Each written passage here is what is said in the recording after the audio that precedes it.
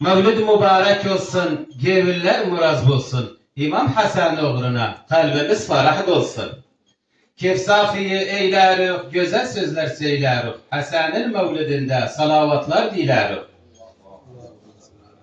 Hasan anadan oldu, gevlimiz ferah doldu. Haydari Kerraroğlu cennet aliyi buldu. Hasan gevlet olandı, dünyamıza gülendi. Salavat olsun sana, bize şefi olandı. Şiirimin adresi Mevlid mübarek olsun.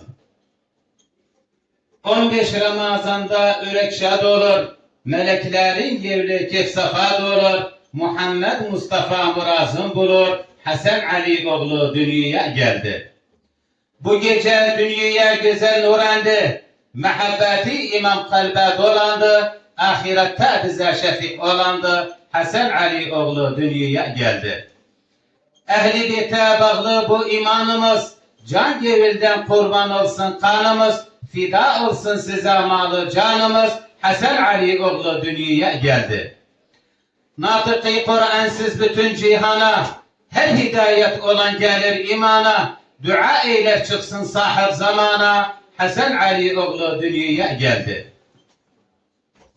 Sizi seven sirat üstünden geçer, yolu yüz tutmayan kalırmış naçar, mehabbetiyiz her gevili açar, Hasan Ali oğlu dünyaya geldi. Sözleriyiz kaldı bizlere hikmet, cihana elmişsiz bir büyük nimet. Hak'tan nuruyuz geldiyiz, Hak'tan nur geldiyiz ümmete rahmet, Hasan Ali oğlu dünyaya geldi.